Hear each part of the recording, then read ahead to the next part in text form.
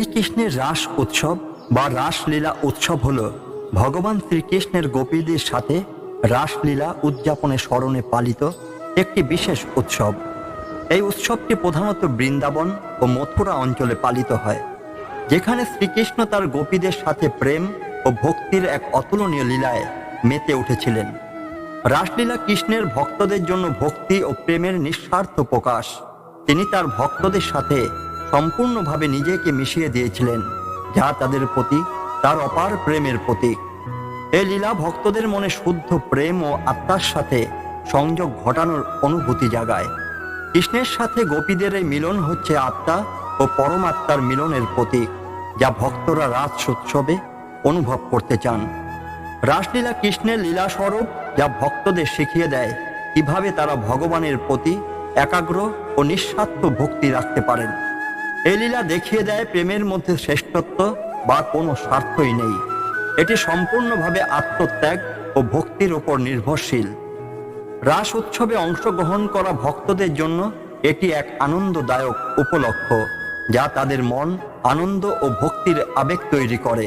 ভক্তরা বিভিন্ন রীতিনীতি ও পূজা পার্বণের মাধ্যমে কৃষ্ণের প্রতি তাদের প্রেম প্রকাশ করেন।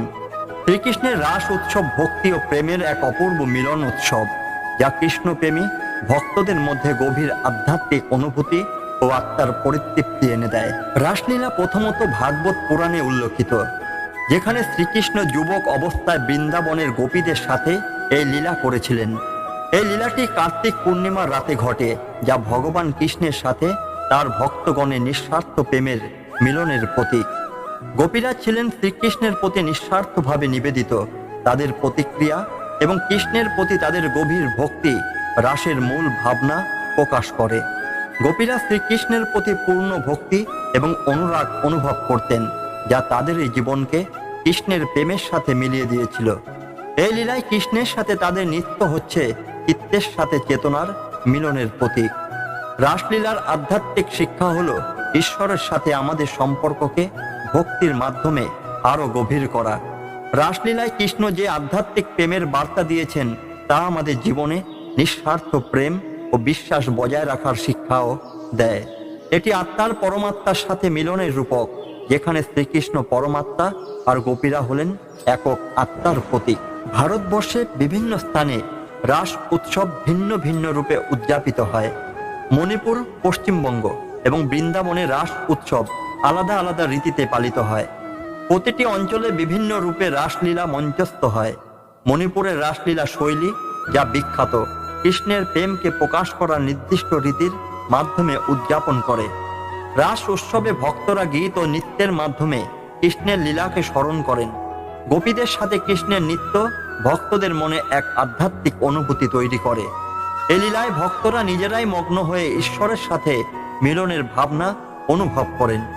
বর্তমান যুগে রাস উৎসব শুধুমাত্র একটি ধর্মীয় উৎসবই নয়, বরং এটি সাংস্কৃতিক অনুষ্ঠানও হয়ে উঠেছে।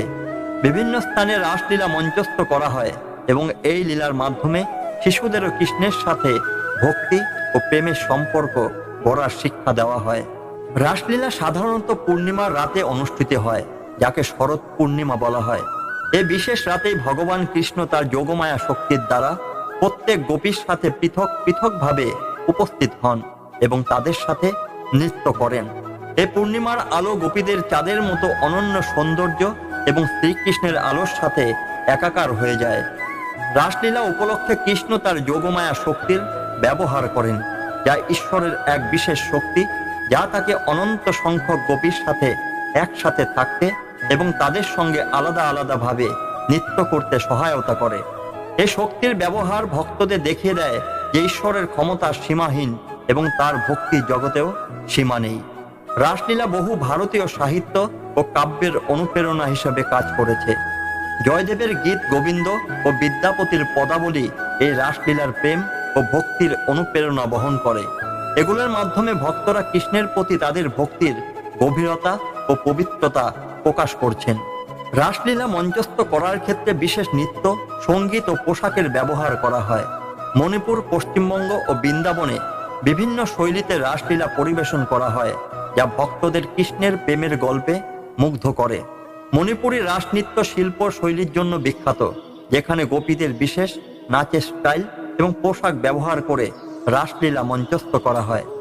রাসলীলা ভক্তদের শেখায় কিভাবে তারা কৃষ্ণের মতো প্রেমের ও আত্মার মিলন অর্জন করতে পারেন। কৃষ্ণের এই লীলা দেখায় যে প্রেম আত্মিক ও শুদ্ধ, তা সমস্ত স্বার্থকে পেরিয়ে যায়। মানব জীবনের প্রতিটি সম্পর্ক দায়িত্ব যদি এই আধ্যাত্মিকতা ও নিঃস্বার্থতার উপর ভিত্তি করে হয়, তবে তা অত্যন্ত পবিত্র হয়ে ওঠে। শ্রীকৃষ্ণের এই লীলা গোপীদের প্রতি তার অপার ভক্তির প্রকাশ। গোপীরা বিশ্বাস করতেন যে কৃষ্ণ তাদের প্রিয়তম এবং কৃষ্ণ গোপীদের প্রতি অত্যন্ত প্রেমাসক্ত ছিলেন। রাসলীলায় অনন্ত প্রেমকে প্রকাশ করে, যা ঈশ্বর এবং ভক্তদের মধ্যে কোনো পার্থক্যই রাখে না। নবদ্বীপের রাস উৎসব বিশেষত একটি অনন্য সমৃদ্ধ ঐতিহ্যের অধিকারী, যেখানে রাসলীলা উদযাপনের পাশাপাশি অনেক দেবদেবীর পূজাও করা হয়। নবদ্বীপের এই রাস উৎসব সাধারণত রাসলীলা উদযাপনের থেকে ভিন্ন, কারণ এখানে ভগবান শ্রীকৃষ্ণের রাসলীলা উদযাপনের পাশাপাশি দেবদেবীকে পূজা করা হয়, যা নবদ্বীপের রাসকে এক বিশেষ বৈশিষ্ট্য দেয়।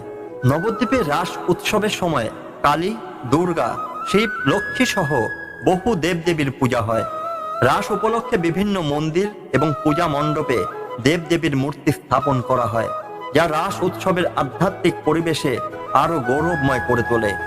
রাসের সময় নবদ্বীপে অনেক মন্দিরে এবং রাস মণ্ডপে প্রতিমা স্থাপন করা হয়। দর্শনার্থীরা বিভিন্ন স্থানে প্রতিমা দর্শন ও পূজা অর্চনার মাধ্যমে এই উৎসবে অংশগ্রহণ করেন। বিভিন্ন মূর্তি এবং তাদের অলঙ্করণে বৈচিত্র্য এক উৎসবকে আরো আকর্ষণীয় করে তোলে। নবদ্বীপের রাসে কৃষ্ণের পাশাপাশি অন্যান্য দেবদেবীদের পুজো ভক্তদের মনে এক গভীর আধ্যাত্মিক অনুভূতি সৃষ্টি করে। এটি ভক্তদের মনে একাত্মতার ধারণা গড়ে তোলে, যেখানে বিভিন্ন দেবদেবীর পূজা, ভক্তি ও সম্মানের প্রকাশ। শ্রীকৃষ্ণের রাসলীলা এবং অন্যান্য দেবদেবীর পূজা একই সময়ে উদযাপন করে। নবদ্বীপের রাস এক ধরনের সার্বজনীন ভক্তি ঐক্যর বার্তা দেয়। এতে বিভিন্ন দেবদেবীর পূজার মাধ্যমে ভক্তি প্রকাশের স্বাধীনতা বোঝা যায়, যা হিন্দু ধর্মের বৈচিত্র্যপূর্ণ দিককে প্রকাশ করে। রাস উৎসবের সময় নবদ্বীপ শহর আলো ও সাজসজ্জার মাধ্যমে এক মুগ্ধকর রূপ ধারণ করে। শহরের বিভিন্ন রাস্তা, মন্দির এবং মণ্ডপে আলোকসজ্জা করা হয়। এর পাশাপাশি রাস উৎসবকে কেন্দ্র করে সাংস্কৃতিক অনুষ্ঠান, যাত্রা, নাটক এবং লোকসঙ্গীতের আয়োজনও করা হয়, যা ভক্তদের ভক্তির আবহকে আরো গাঢ় করে তোলে। নবদ্বীপের রাস উৎসব সমাজের সকল স্তরের মানুষকে একত্রিত করে। বিভিন্ন অঞ্চল থেকে ভক্তরা নবদ্বীপে আসেন এবং একসাথে দেবদেবীর পূজা ও রাসলীলা দর্শন করেন। এই উৎসব শুধু ভক্তির জন্যই নয়, বরং এটি একটি সামাজিক মেলবন্ধনও তৈরি করে, যা সমাজের ভেতরে ঐক্য ও সম্প্রীতির বার্তা দেয়। নবদ্বীপের এই রাস উৎসব ঐতিহ্য, ভক্তি এবং সাম্প্রদায়িক সম্প্রীতির এক অনন্য উদাহরণ, যেখানে শ্রীকৃষ্ণের রাসলীলা, দেবদেবীর পূজা এবং নানা সাংস্কৃতিক কার্যক্রমের মেলবন্ধন ঘটে।